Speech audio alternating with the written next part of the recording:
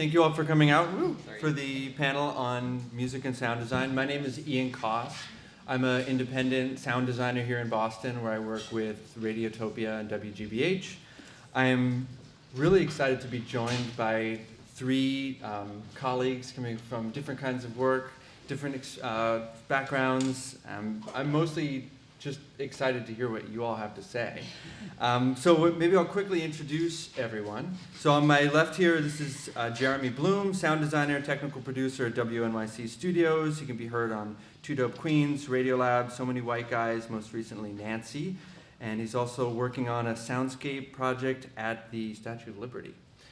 To his left, Diane Ballin is a sound artist from Maine. She produced sound for the exhibit The Marines and Tet, the battle that changed the Vietnam War, currently on exhibit at the museum in DC. And finally, Alex Overington is the composer and technical director of Radiolab Presents More Perfect. Before joining More Perfect, he also produced and co-created the Peabody Award-winning show, Meet the Composer. So, time is short, and what we're basically going to do is each of us is going to talk for like 12, maybe 15 minutes, just to share some of our own work and our own thinking. Given this format, despite the title and blurb for this, I wouldn't think of it so much as kind of sound design 101. This is not really a great format to like actually learn how to do this, but it's more the sort of, the way I'm thinking of this is a way to get a sense of how we think about sound design from a bunch of different perspectives with some examples. And at the end, if you can hold your questions, I'm hoping we can have kind of a discussion, have some time to sort of speak across what we're all doing and hear from you all as well. So let's jump right into it. We're going to start with Diane.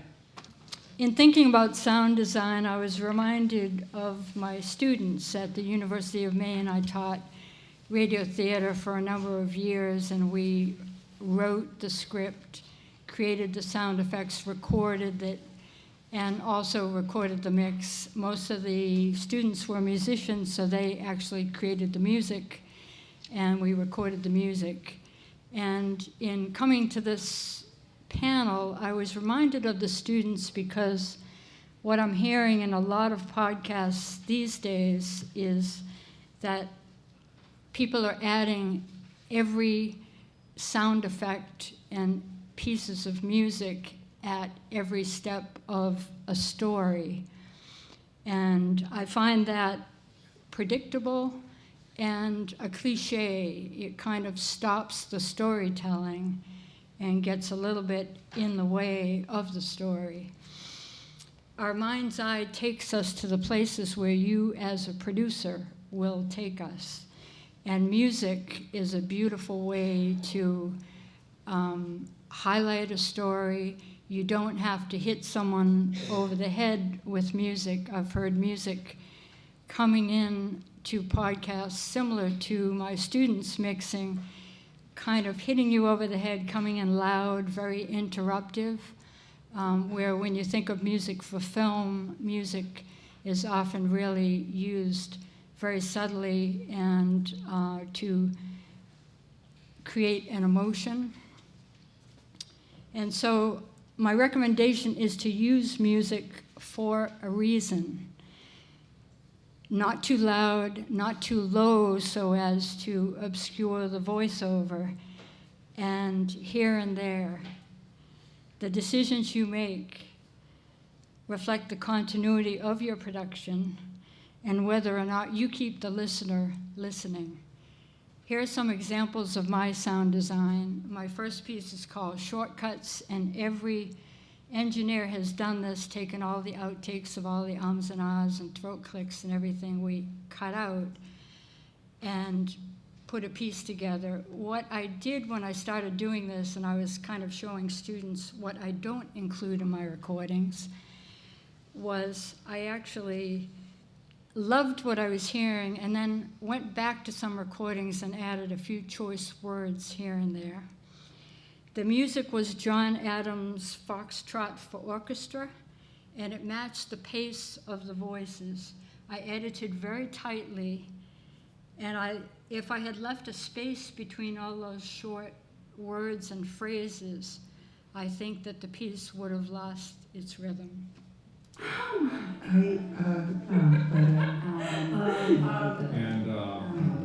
So, you know, we can do it. Well, Yeah, sure. I'm trying to think of the word. I'm just trying to think of the word here. yeah, it doesn't, it is kind of like a, oh, No. let's take that. Let me think for a second here. Yeah. I think, well, actually, It's, that was not really. I just feel like I'm rambling. and it was a lot more work than I thought. Is that all right? Sure.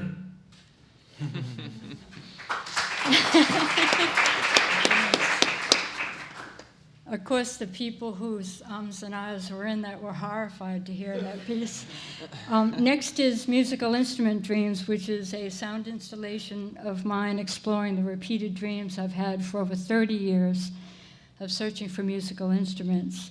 The dreams are interwoven among a multi-layering of sounds. Descriptions from string players and instrument makers are triggered by the content of the dreams.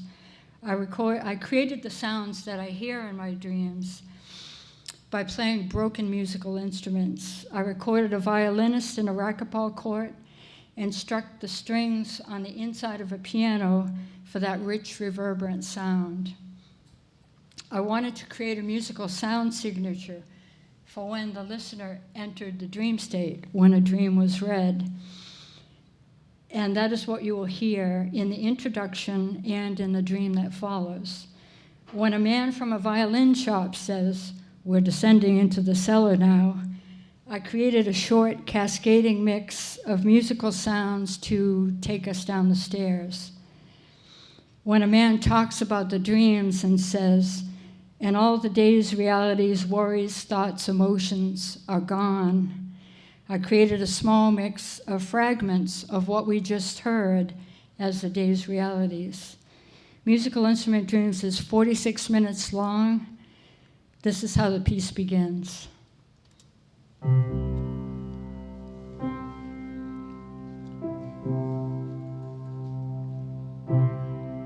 Every now and then, I have the same dream. I'm walking into a secondhand store, searching for musical instruments. I could be dreaming something completely different, and then in that dream, I find a musical instrument. I find them everywhere, lying dusty on workbenches and crowded shops, hidden in the darkness of attics and old houses, and caught within the context of other dreams. But when I find the instruments and try to play them, most are broken, strings are missing, and sometimes I have to pick up an old box heavy with nuts and bolts to get to the violin beneath it. I've been dreaming this for over 30 years now, and when I have one of these dreams, I am delighted. I call them my musical instrument dreams.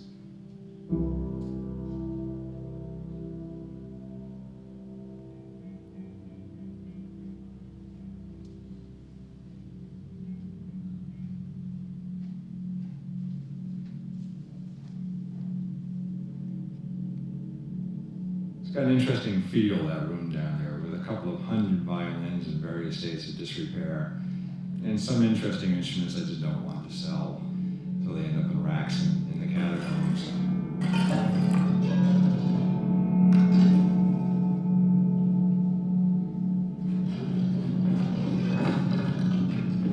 Okay, we're descending into the cellar now. Watch your step, you do come down to your own risk.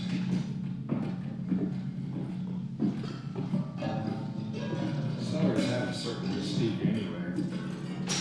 I actually have dreams about attics and cellars, which I hate to wake up from. In my dreams, I found many beautiful things. Look, watch your step there.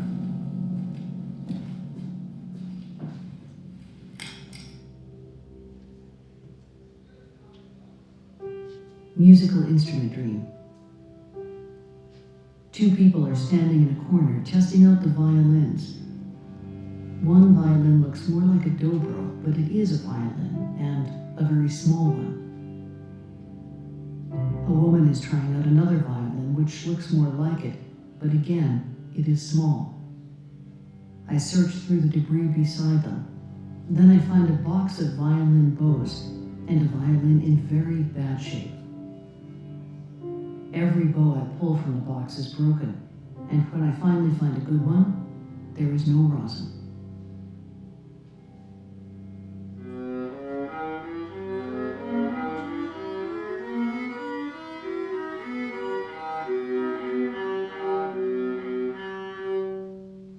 Well, here we are, surrounded by, well, probably 150, 170 violins and cellos and basses, and some of my wood is down here. You can see over here I have my bass carcasses, something that I guard closely because bass parts are very, very hard to find. There are a lot of instruments in very, very bad disrepair.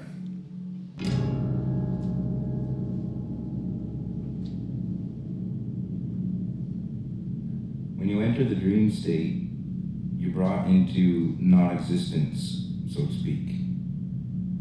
And all of the day's realities, worries, thoughts, emotions are gone. And you're then subject to your brain's random interpretation of everything that has ever entered your mind.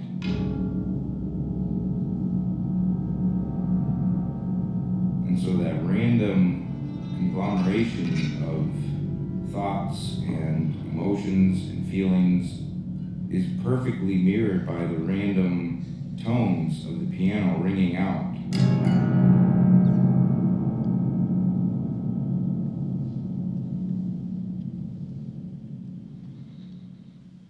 Isn't that beautiful, that piano? That was the piano string being struck. This next excerpt, what I really like about it is the continuity of the music. For the radio play Darwin, from my work at the National Audio Theater, the sound bed you hear is a radio theater mix which combines both music and sound effects. Notice how seamlessly this is mixed. I interviewed Dwight Frizzell, who co-wrote the piece, and a participant who got a part in Darwin. Although interviewed at different times, there's not a drop in volume from one voice to the next. Also, I didn't cut the voices close together. I allowed a little time to ride on the flow of the music. The music bed segues into the play.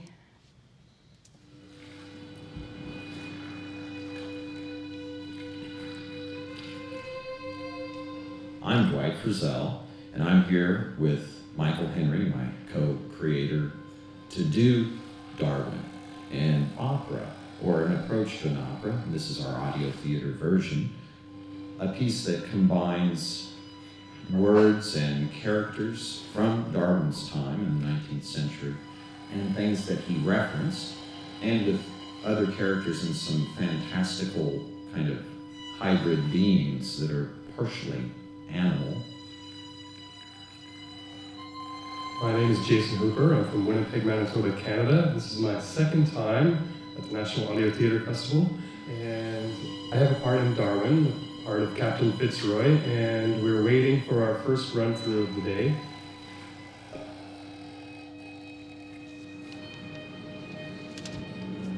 December 17th, 1832, Tierra del Fuego. Those who know the comfortable feeling of hearing the rain and icy wind beating against the windows whilst seated round the fire will understand our feelings. It would have been a very bad night out at sea, and we, as well as others, may call this good success day. And finally, back to musical instrument dreams. I think of this next cut as less is more. Here is a woman who found the violin she played as a child and brought it into the studio. We hear her reflection up close and personal. Her final words ride on the sustain of a piano note.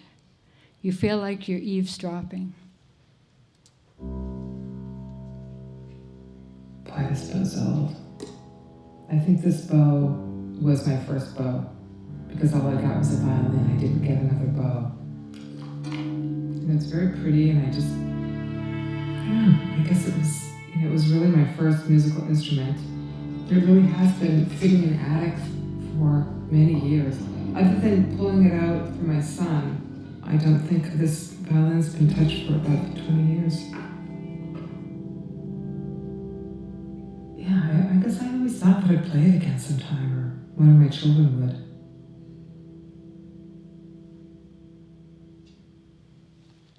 Thank you.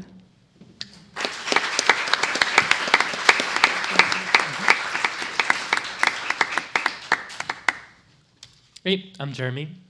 In October of 1799, in a town called Rashid in Egypt, a French soldier was posted to go to a fort. The French army told him that he needed to reinforce the fort. It was falling apart, I guess, and his job was to go and make it stronger.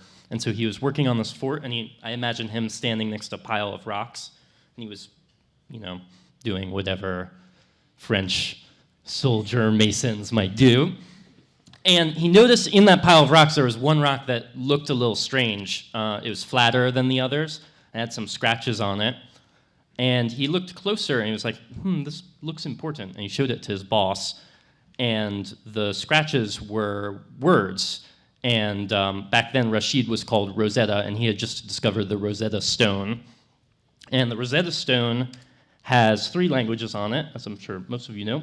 It has Greek, it has, I think, Coptic, and hieroglyphics. And it was sort of the key to understanding what the hieroglyphics said, because it acted as a common denominator. It was the same text in all 3 languages. And without the stone, or with the stone, linguists were finally able to decrypt hieroglyphics. I think about this a ton in my job. I think of sound design as a language, but translation in sound design is really, really tough. It's really hard. In order to collaborate both with your storytelling peers or your clients, if you have that relationship, or with the designers you hire, and ultimately communicate with your audience, you have to be able to talk about sound in a really effective way and in a precise way. But the problem is English is not precise when it comes to talking about sound. So as a sound designer, if a client approaches me and they tell me, I want the sound of my story to sound thick, or timeless, or foreboding, or nostalgic, all those things can mean different things to that person.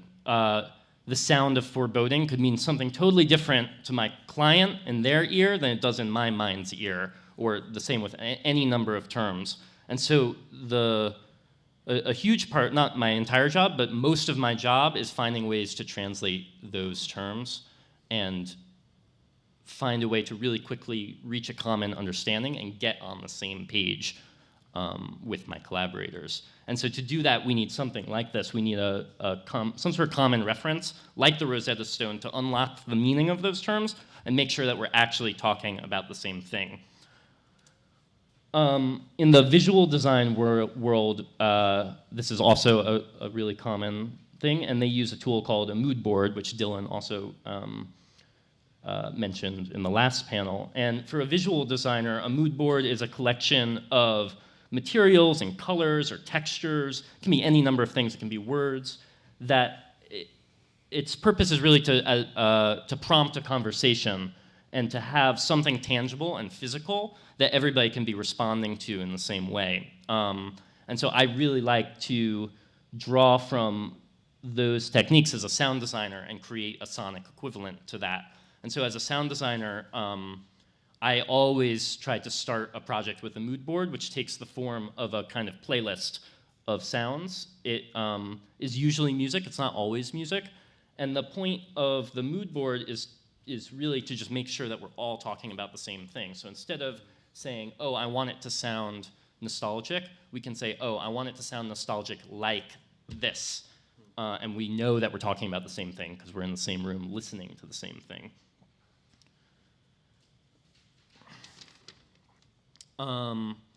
So I think this isn't this isn't a new idea for musicians or sound designers or composers or audio storytellers, but there are some things that as I've tried it many times, there's some things that make it a more effective practice versus, there's some ways that it can be way more effective.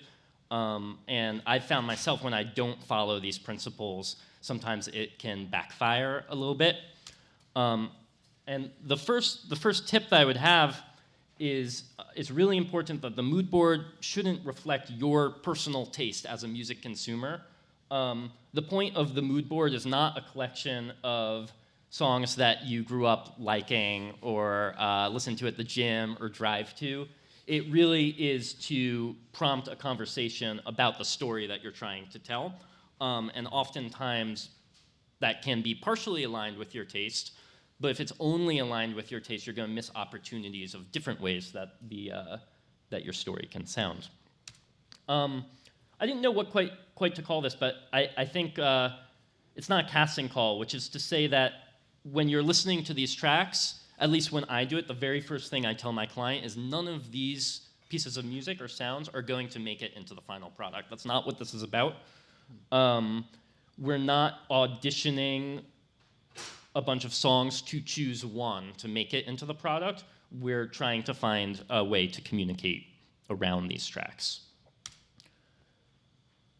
It's also really important, related to escaping your taste, it's really important that the elements of the mood board represent as wide and diverse a palette of options as possible. This is one that I really struggle with, and whenever I create the first draft of my mood boards, I listen through critically. I'm like, oh man, these are all telling the exact same thing. How can we, what's the opposite of this track that I can present to really have a conversation that represents the widest breadth of vocabulary about sound?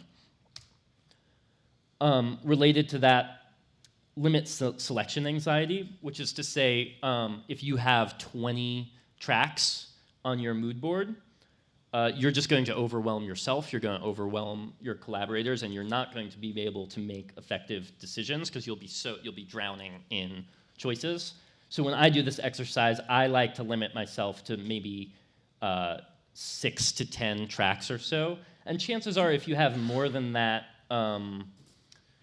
there's probably redundancy, and you can probably listen through and say, okay, really, these two tracks are saying the same thing, and even though I really like both of them, we can let go of one because they're saying the same thing. And then finally, and most importantly, ultimately, this is around having a conversation, and it's really important that you set the expectation that it's okay to have strong reactions. In fact, to encourage strong reactions about these tracks. So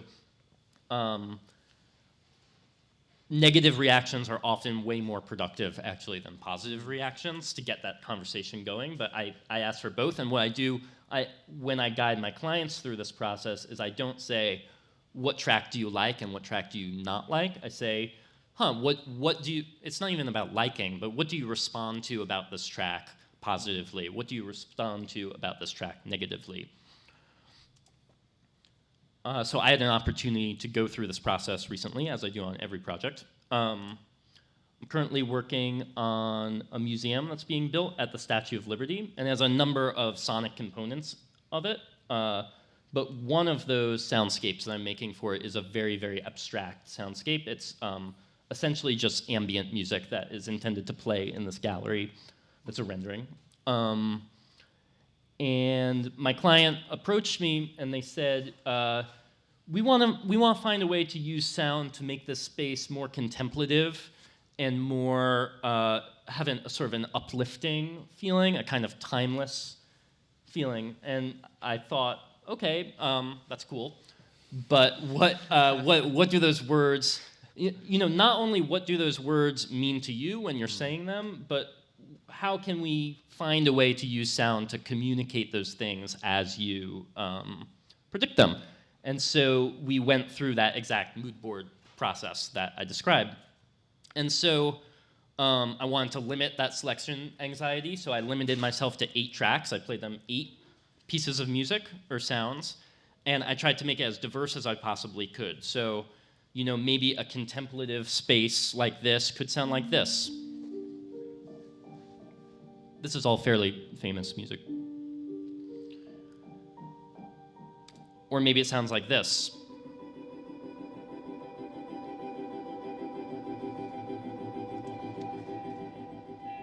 Or maybe it sounds like this.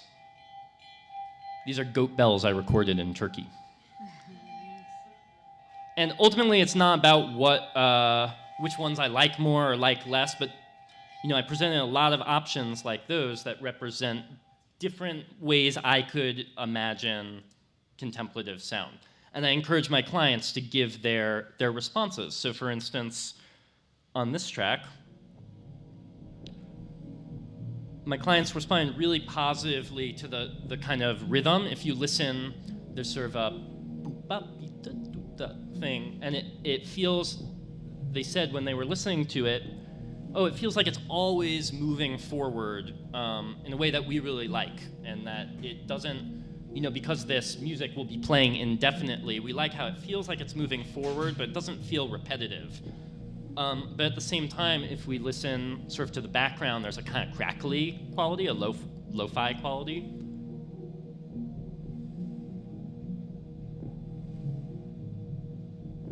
And they said, we're not responding well to that. And we talked about it more, and they said, we sort of talked about what that meant, what that sound communicates. And we realized, that is sort of a reference to recording technology of a specific era. And we really want the space to be timeless, so maybe we shouldn't be referencing any specific sounds that are related to an era, whether it be the crackle of a 78 record going around, or even a piano being musical technology of a certain era. We listened to this track, and one of the designers in the room, the visual designers in the room, said, that kind of reminds me of water rippling, or of gentle flames going. And that was something that we had never thought of before, but was actually really appropriate to the architectural site of this gallery, because you look out those big windows, you're surrounded by water. That's the original torch of the Statue of Liberty, which was replaced in 1986. That's the one from before that. And so, maybe something like this could actually be really appropriate in reinforcing that setting. But it sounds kind of thin, and we want to feel really enveloped. So those are the kinds of conversations that we had, and from that, this is the mood board. It's a one piece of paper, and these are each of the tracks that I played with some descriptors that I put on to sort of provide them a vocabulary about what we were listening to, and then their responses. So, the first one, we all loved how it sort of, that was what uplifting meant to us, was the sound of that. So we had that common thing. When we say uplifting, we're talking about the sound of that track. And from those qualities, I came back and I kind of put together these guiding principles of what we were going to create together. So like I mentioned before, then, the really cool thing about this that I really love is maybe half of these things were things that I certainly wouldn't have thought of, or they wouldn't have thought of, had we not gone through this process. So by listening to these pieces of music, it sort of unveils design principles that we wouldn't have thought of before, whether it's avoiding recognizable instruments because of the thing that they communicate, or the water, or the lo-fi. And that's what I really love about this kind of process. So I took those, and then with a variety of music production techniques, I created layers that represent each of these qualities. So I'll play that for you.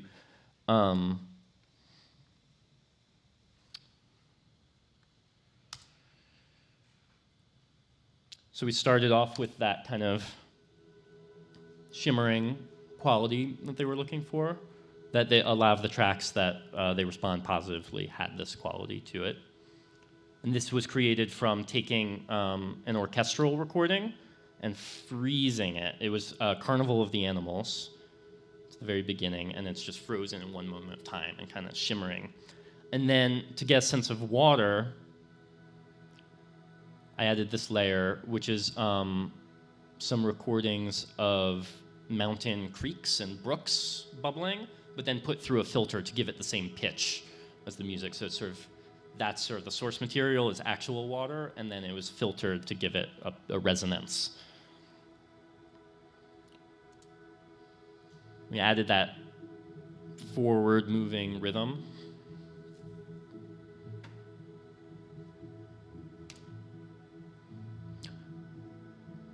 Some swells.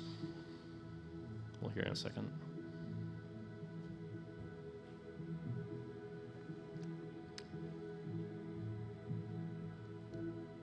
And then some more low-end bass sounds to fill it out and give it that enveloping feeling.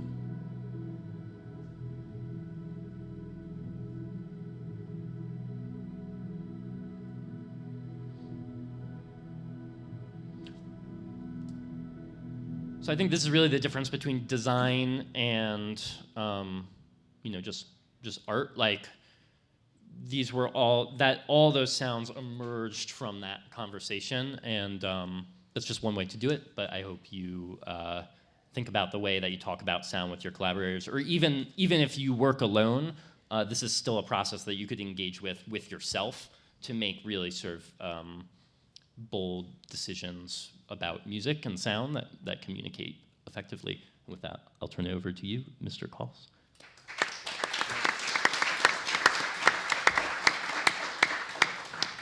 You guys must have practiced because you're like 15 minutes Oh, really? on the dot. Yeah. Awesome. Perfect. I don't trust myself, so I'll set a timer. Can I just give you a look when I want to go to the next image? So you can go to the next image. Great. So the big theme today was thinking about music and sound design. And I guess what I wanted to think about was how we bring those two things together. I think sometimes we think of them as two separate elements. But in my work, I feel like I've been trying to think about how they are really one and the same thing. So I want to start with a little illustration of how this sort of works in a podcast. If you go to the next slide. I saw a talk recently by a film sound designer, a guy named Mark Mangini, who did sound for the Mad Max Fury Road. And just in hearing him talk about the process, I was reminded and stunned again by how big an operation a film is. So this is the IMDb credits for the sound department and the music department for this film. And you have titles like sound effects librarian, dialogue editor, music wrangler. You have this huge team of people, each of whom has a very specialized skill and role to play in this, all coming together to create the sound. And if you go to the next slide, I just pulled up some credits from a few podcasts, some of whom you might know, some of whom people on this panel helped create. And you often just see this kind of mysterious title of the sound designer. And what that sound designer is in effect what those almost 100 people were, and the Mad Max credits. And on one level, of course, this just speaks to the fact that we work in a low budget, low revenue medium, I suppose. But on the maybe benefit side, I think there's something exciting here about the really compact nature of podcast teams and what that allows creatively. So if you go ahead. As a sound designer, that person who kind of sits at the nexus of all these worlds, I think there are real opportunities to bring together sound, story, music in a way that our role is not simply technical, it's not simply aesthetic, and it's also editorial. It's all those things in one. And so ultimately, I think maybe to put it in the context of this conference here, which is really thinking about ideas and education, I guess I want to make the argument that the music and sound design is not just the teaspoon of sugar that helps those facts go down, but it is, in fact, part of the information, part of the storytelling. And if you saw the previous talk in here with our friends from Radiolab, they made an excellent argument, I'd say, for the same exact case. So what I want to do is present a couple quick examples from a recent show that I worked on. This is called The Great God of Depression, which is on Radiotopia's Showcase. And just a little bit of background, it's the story of two minds, a doctor and a writer, both of whom suffered from different forms of mental illness, and how they came together through sort of strange circumstances and helped to kind of save each other in a way. And when dealing with a subject like depression or mental illness, obviously this is a really complex, ineffable, highly personal subject that you want to handle delicately, but you also, in handling something that is so immaterial, you want to find ways of helping to bring the listener into that very internal experience. So in the process of creating music and sound for this, I, along with my wonderful co-producers, Pagan Kennedy and Karen Brown, were constantly thinking about how we can incorporate sounds from the story, sounds from the world of these characters into the music in ways that really gave it life and meaning. So we can go ahead to the next slide. This is the first character we meet is Alice Flaherty. She's a neurologist who in the 1990s is stricken with a form of manic depression called hypergraphia, in which she writes compulsively on the walls, on her body, on everything around her. And so immediately we're thinking about the sounds of writing, and because because the other character, as I mentioned, is a writer as well. There's this a literary quality that runs throughout the show. This idea of putting your mind onto the page, that for one character is an impulse, is a compulsion, and for one it proves a source of great frustration. And so we did right away when we were starting to develop music is just take a paper and pen and a microphone and make some sounds with paper.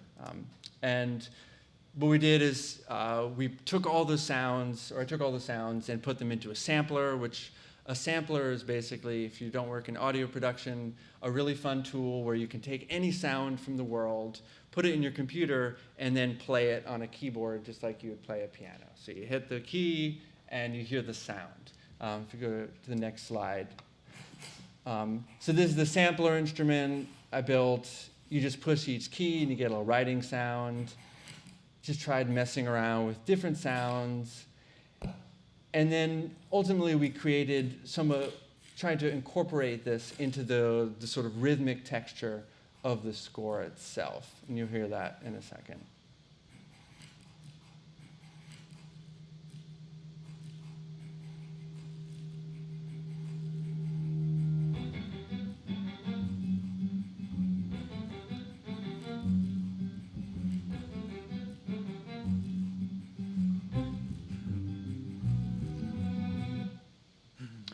So this became our kind of hypergraphia theme, that whenever this sort of compulsion comes up in the storyline, you start to hear these like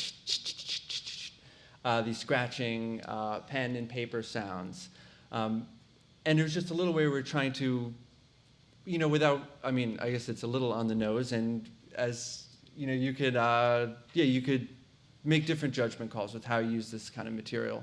But we felt like it added a kind of driving energy to this when we were trying to convey this experience.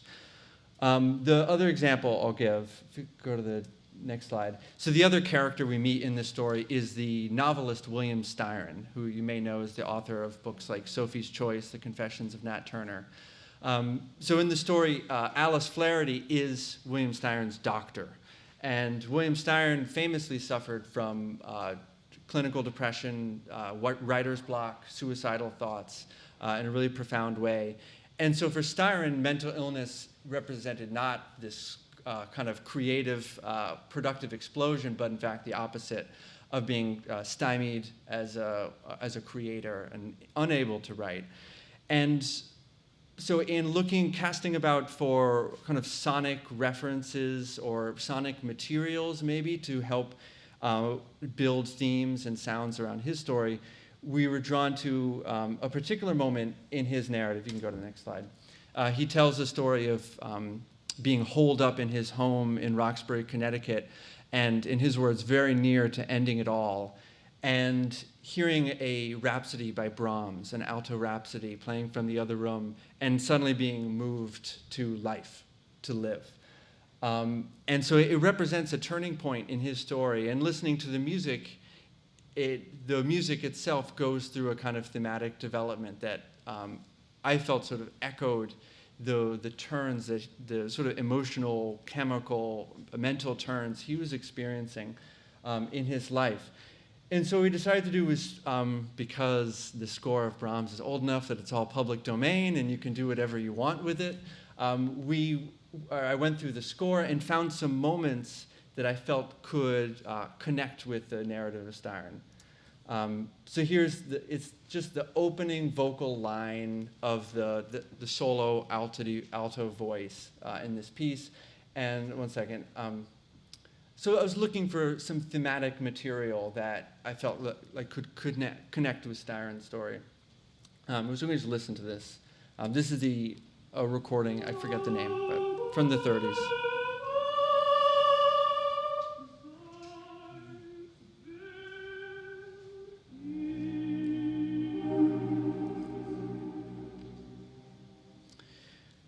So I was interested in the melody, the contour of it, but didn't want to lean too heavily on this sort of big orchestral sound.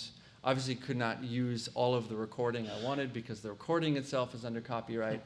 And so what we did is took just that kind of core idea of the melody and developed it into a little theme that comes up throughout the episode. So maybe the next video will show just the opening of the final episode, which features this theme.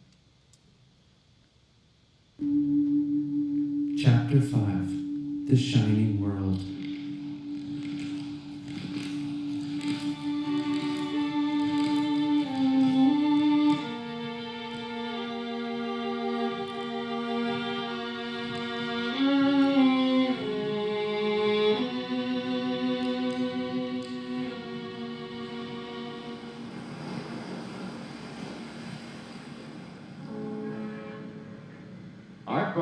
Bill Styron and I had summer homes about a quarter-mile apart on Martha's Vineyard.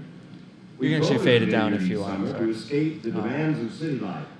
And it is also the place where an unexpected bog. So I guess in this last example, I guess there's no way to leave that screenshot up, is there? That's fine. But I guess what I wanted to sort of draw together is what you hear in the end, in this opening sort of like sound montage, is you hear the scratching sounds of the pen on the paper. You hear there's some other sampled instruments from an electroshock therapy machine. All the like droning sounds are from a old analog electroshock machine. Then this string melody, which we've adapted from the Brahms score. Then some light sound effects, the archival tape of William Styron and some of his colleagues. And so you can see how all those layers come together here in a way that hopefully, in the way we are thinking about it, and I hope in the experience, kind of blurs the line of what is, quote, music and what is, quote, sound design. Nice. Because in fact, the two are, the goal is that the two are working hand in hand. Oh, it seems I'm actually on time too. So, yeah, to bring it, and I think there's one more slide actually, and I think ideally, that's fine. Yeah, when you zoom out and you look at a big project like this, you see it in layers. You see it as discrete elements. But I think ultimately a lot of our work is to make those distinctions invisible, so that you don't hear it as discrete chunks, but you hear it as something more seamless. Where each element is helping to tell the story, not just, putting a little icing on it. So, thank you.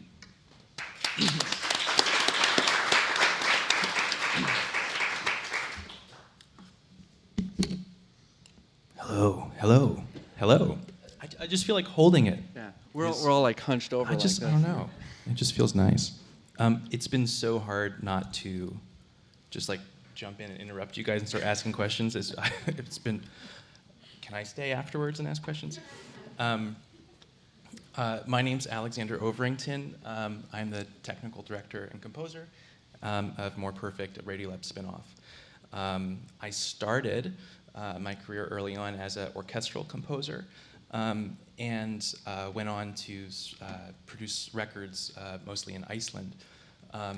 And a lot of the work I was doing right out of conservatory was focused on using solo voice performances and accompanying them with bits of found sound and samples and synthesized kind of electronic music I was creating in this basement studio.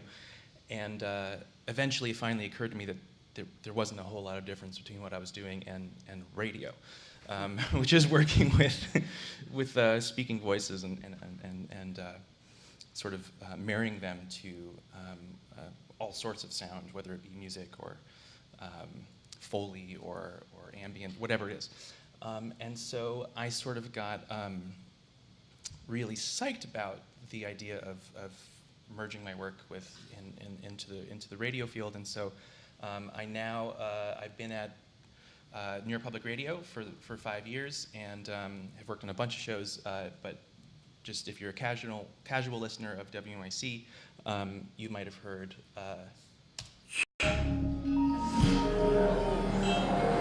WNYC Studios. So thank you. You're on your phone like at parties, you just... Right. Well, actually...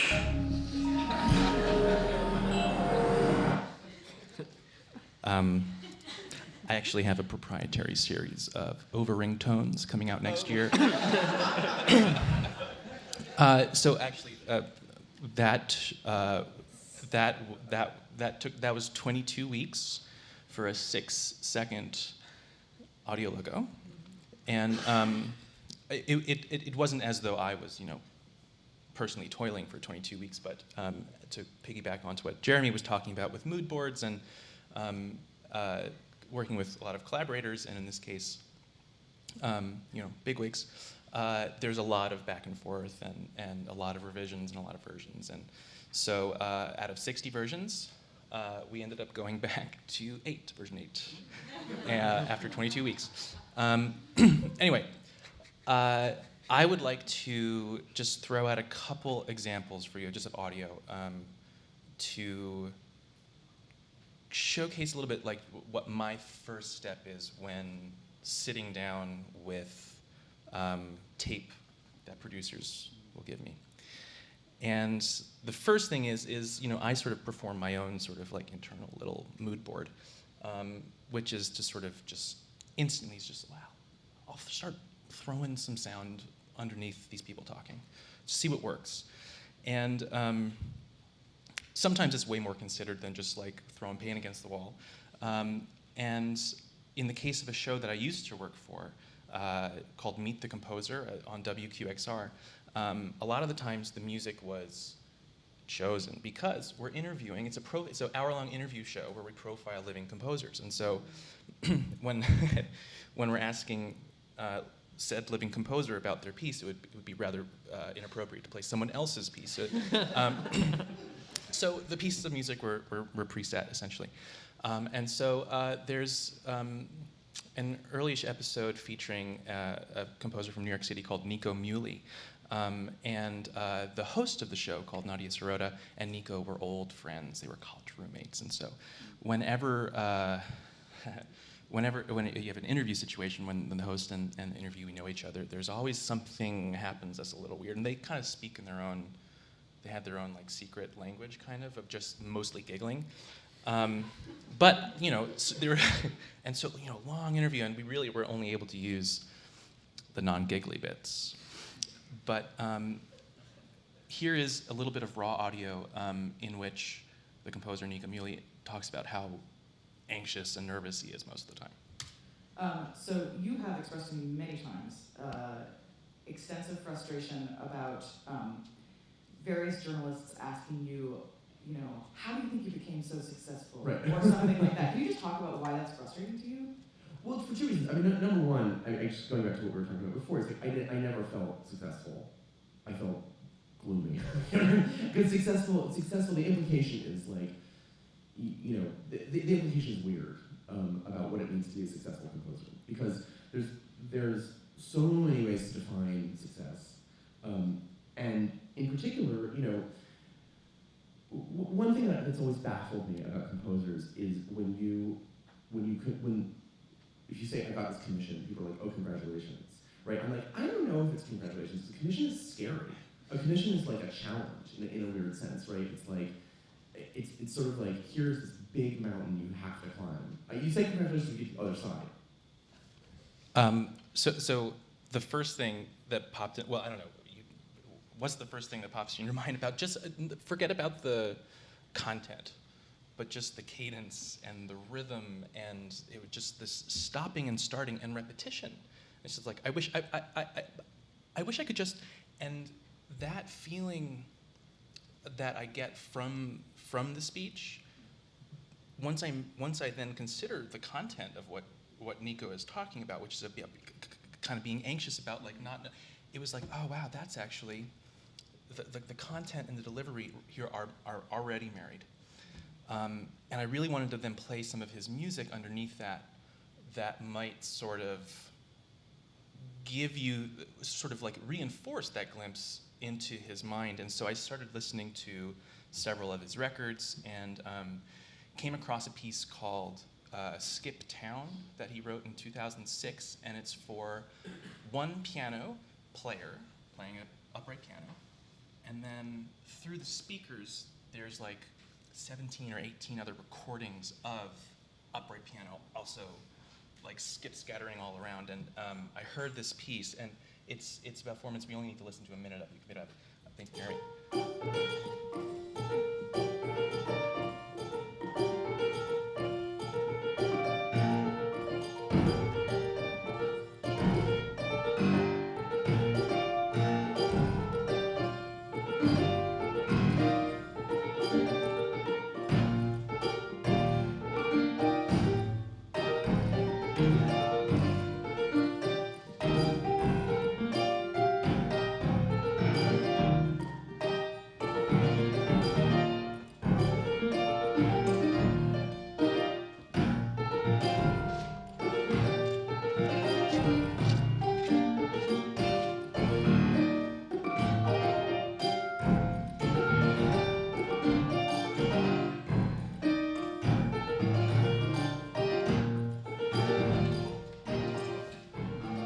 So, gosh, that was track probably 5 on the record, and I got to track 5, and I was like, instantly, I had this sonic memory thing where it was just like, whoo, and I jumped back to half an hour before when I was listening to that interview, and I was like, oh man, they are so the same. And I imported that piano piece, and I put it underneath the interview, and I swear, without doing a thing.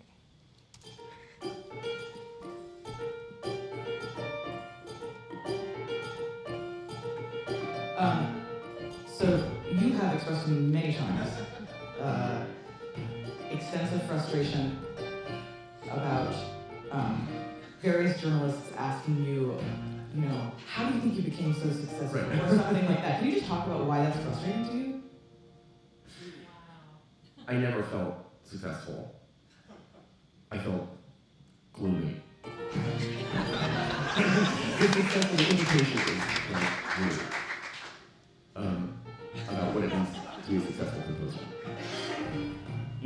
Because one thing that's always baffled me about composers is if you say, I got this commission, people are like, oh, congratulations, right? I'm like, I don't know if it's congratulations. The commission is scary. A commission is like a challenge. It's sort of like, here's this big mountain you have to climb. You say congratulations, you get to the other side. So, when I say I didn't do a thing, I mean little tiny bit. But I think the lesson from that that it was kind of this happy accident, which turned into this. It was this feeling that I wanted to try to recreate as much as I could, which was this feeling of like total symbiosis between so many different layers in your piece, whether it's sound design, actual scoring, Foley ambience, editorial, whatever it is. It just seems like there was like a total unification of those three layers. And so yeah, I tried to approach everything with through that lens. The next example I want to play, it's coming from an episode right after, interviewed an amazing American maverick composer, Meredith Monk, who has been like a champion of vocal composing for 30 years. And one of her favorite techniques as a composer is to utilize what's called a hocket, which means that, say, if there's a single melodic line, it's then split up one by one, back and forth between two different people, so that it really kind of feels like this call and response. And it's not the easiest thing necessarily to explain on a radio, but she had written this piece called Hocket 2, and we interviewed her about it, and we interviewed several weeks later the other performer who performed it with her, this man called Theo Bleckman. And it turns out they both ended up saying the exact same thing about how crazy hard it was to do this thing, because you never know which bar you're on, and so I did the same thing as in this first example from Nika Muley. I layered the piece, Hocket 1, underneath Meredith talking about it, and then just on top of it layered the other performer talking about the same thing, and they just kind of lined up in this way that was really beautiful. And it seemed also like you could alternate between the two people describing the same horrible thing as you use this music underneath. It was a way, I felt, much better way to explain it, but it felt like showing and not telling. Well, a hocket form, for the listeners, is a form that you make a melody where each person gets one or two notes to make one melody. Yeah, so if it was just ping pong, that would be easy. That would be very monotonous, actually. But here it is.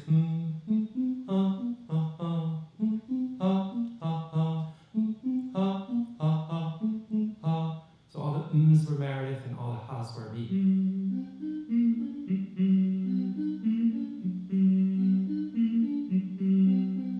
And basically what happens is that each of us is in charge of two notes, and that's how it makes the melody. And little by little, it works its way into each one of us is in charge of one note.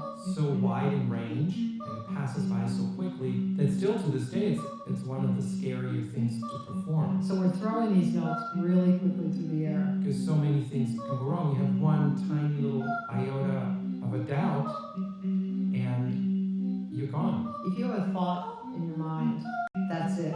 You're out. And so one part is nothing without the other. And it's very complex. If you sing it by yourself, it sounds bizarre, and it's nothing. In a way, it's like a moving meditation. But with the other person, it comes to life. Like musical chairs, but sped up. Or the piece gets more and more complex. Talk about communication. Meredith takes over some of my notes.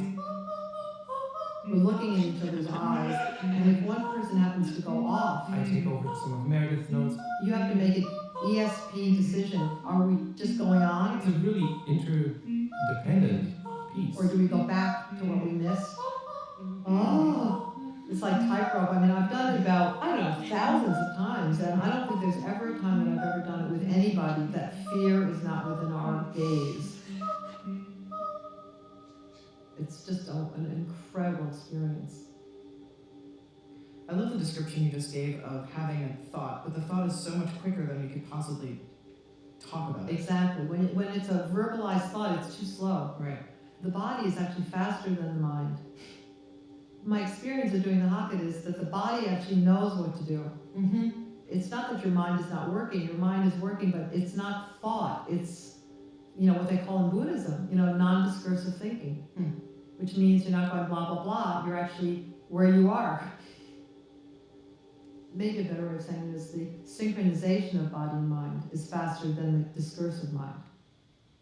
Cool. That's very Yeah, it's like, you know, it's an experience. So these past two examples are two examples of sound design, but I didn't generate any sound.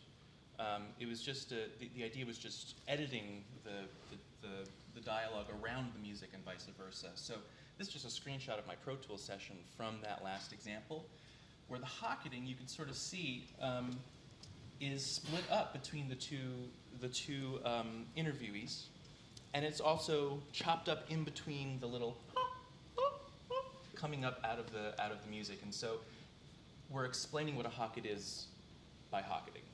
And so that sort of unification again of sound, of like intent in sound design and the editorial and the whole concept is sort of merged.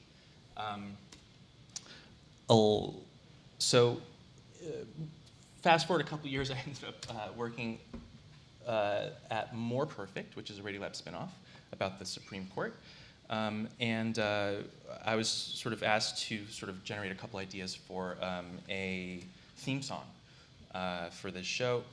And I sort of wanted to use what we had, use what was there, and went on to a website called oye.com, or excuse me, oye.org, org. And they have a 29.gov, a 29-second audio recording on there. When I clicked the About tab, it said About, and it was like explain what the website did and what the institution did, and then I had a little audio clip that sort of explained the genesis of the word Oye. The Honorable, the Chief Justice and the Associate Justices of the Supreme Court of the United States. Oh yay, oh yay, oh yay. All persons having business before the Honorable, the Supreme Court of the United States are admonished to draw near and give their attention, for the court is now sitting. God save the United States and this honorable court. I thought this was so cool. So at the beginning, I didn't know this. The beginning, okay, Supreme Court, no gavels. They don't have gavels at the Supreme Court. You know, I'm thinking about judges. They're always like, order. It's like, nuh-uh, no gavels. Instead, at the beginning of every Supreme Court session, somebody in a big robe comes out with a staff and is like, does that routine. And it's like, oh yay, oh yay, oh yay, and goes with the staff. And I was just like, that's so hardcore. And it's so musical already. It's like, it's literally sing, oh yay, oh yay, oh yay. And I'm like, fine. So I then similarly chopped up that recording and mapped it up onto a keyboard with a sampler in software and made this theme song. The Honorable, the Chief Justice and the Associate Justices of the Supreme Court of the United States. Oh yay, oh yay, oh yay. All persons having business before the Honorable, the Supreme Court of the United States are admonished to draw near and give their attention. Oh yay, the court is now sitting. Oh yay. God save the United States and this honorable court.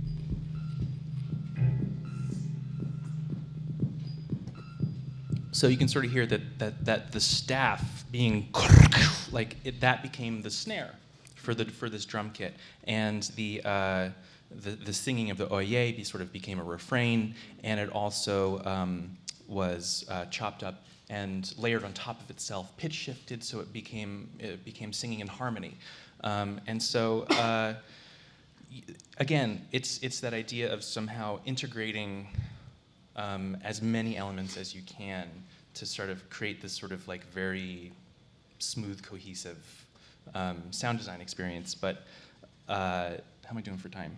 We should probably Great. leave some time to go on to questions. Anyway, that is the end.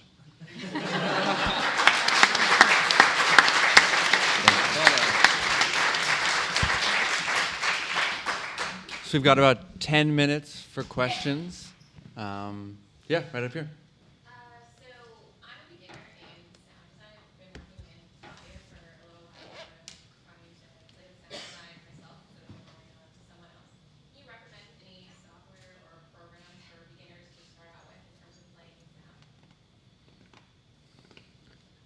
It's right here.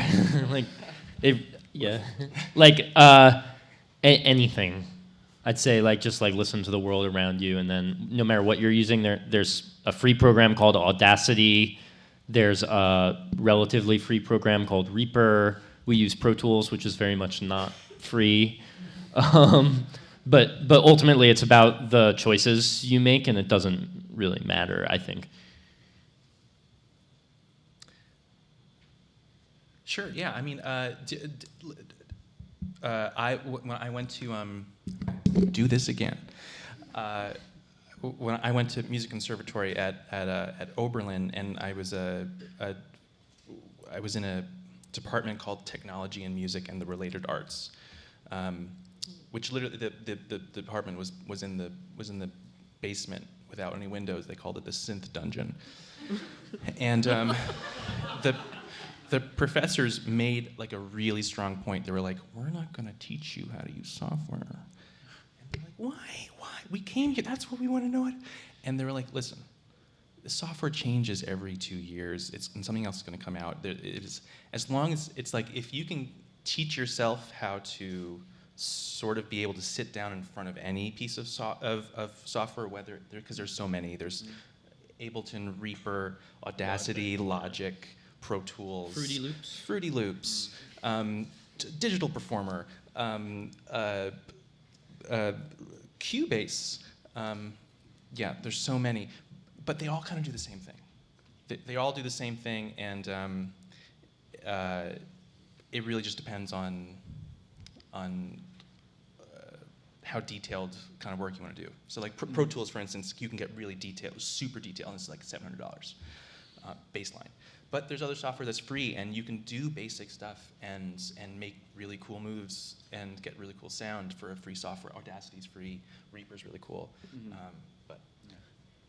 The one thing I would add, though, is no matter what program you're using, I often refer people to lynda.com as a quick way to it's orienting yourself in a car. This is where the steering wheel is, this is where the brake shift is, and the tutorials on Lynda are often really good, and also usually free through your public library or through your school library, or there are a number of ways that you can get access to it for free without stealing it also, so it's a really good resource.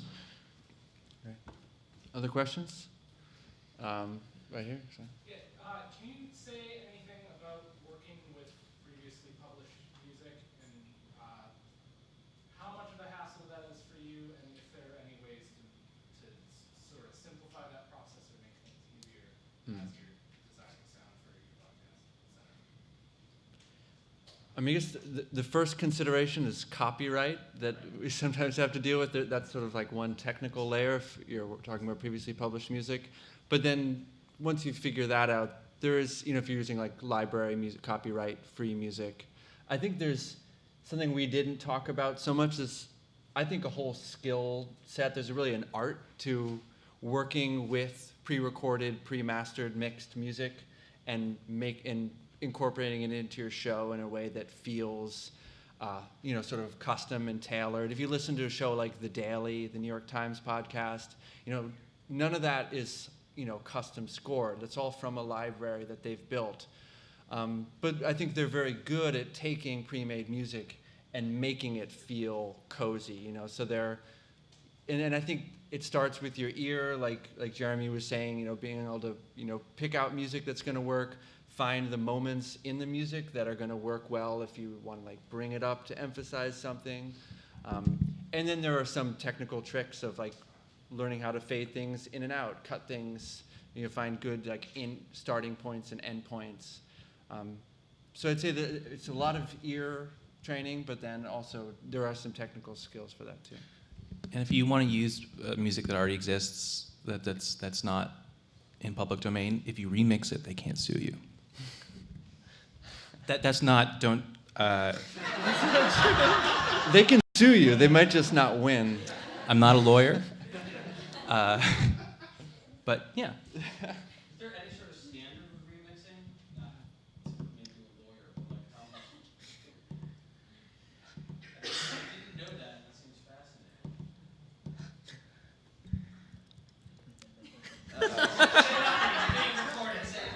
fascinating. No, I think the general rule that we follow is that if a piece of music is substantially altered, is the legal language that I've heard, substantially altered, and then that's considered a remix as opposed to just a just copy paste. Yes. So. I think there have been Supreme Court cases, like if you know the case of like 2 Live Crew in the 90s, and there was another one around Pretty Woman, around that sort of established precedents of how much you have to alter satire, mess with something to make it okay, but it's murky.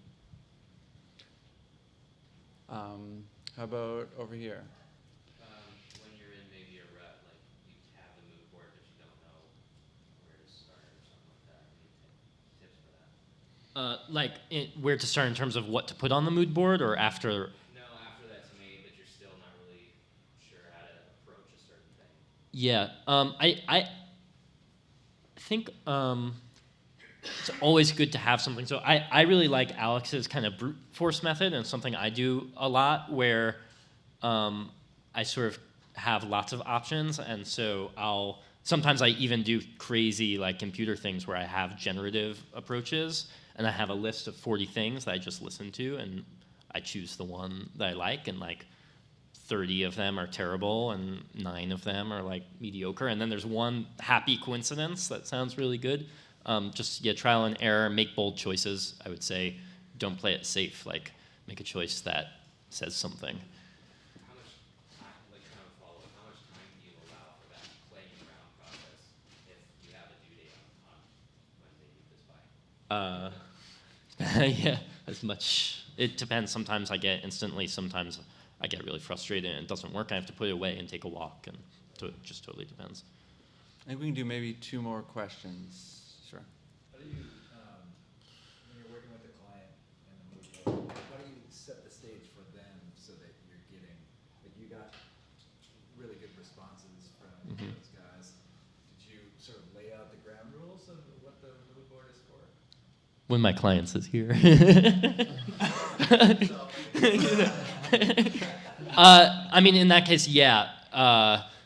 I sort of direct it. It's definitely, like, I definitely think it's the designer's role to direct that conversation towards people don't know how to give creative feedback, and that's fine. And it's the sound designer's job to direct them towards giving the feedback that you need. And depending on the project, sometimes that feedback is different.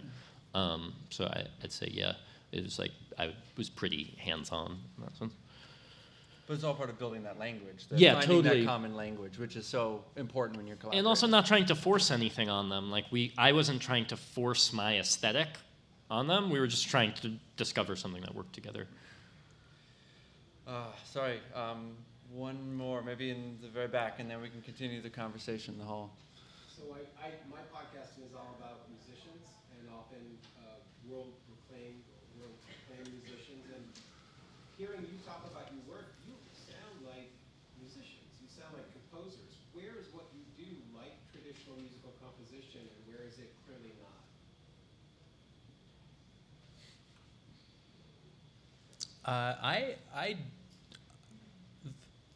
I really think it's always composition. I'm hard pressed to find an example of when it's not.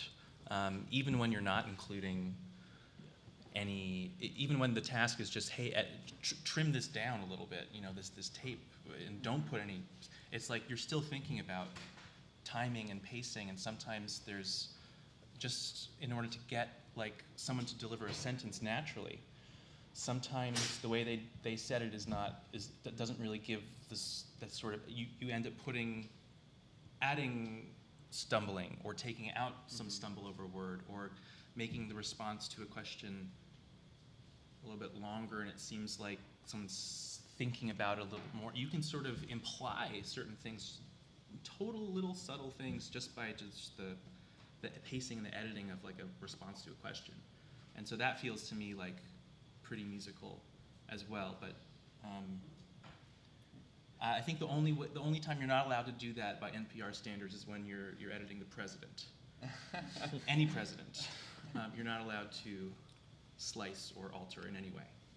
But everything else I find it's fair game. I'm curious, Diane, do you come from a performer, musician, composer background as well? No, not at all.